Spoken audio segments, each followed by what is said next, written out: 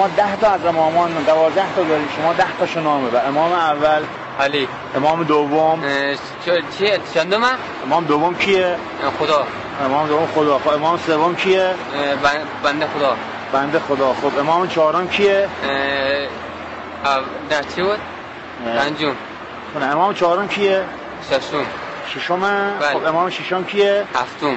خب امام هفتم کیه؟ هشتم. خب میدونم امام هشتم کیه؟ نهم. خب امام نهم کیه؟ دهم. اسمش کیه؟ اسمش امام خمینیه. امام 11 اسمش کیه؟ امام 11. ها؟ امام 11. امام 11 اسمش کیه؟ خدا.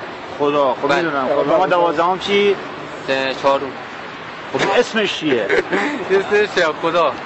هم خدا. خب سه تا ما امام داریم در کل. سه تا بله.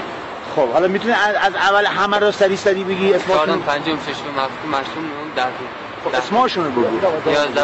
اسمشون بگو. خدا. اسم خودت چیه؟ زبی‌الله محمدی. زبی‌الله. خودت امام چندمی؟ پنجم. امام پنجمی؟ بله. خب خیلی خوشحال شدم عزیزم. سال خوبی داشته باش. شماره کارت بده برای کجا میشه ببینمت؟ نبی فرانسه میشه کارگر. الان ایدیم خوندم. الان پیشم نیست. نیست؟ نه به همون امامایی که قسم خوردی الان پیشم نیست. کار نداری؟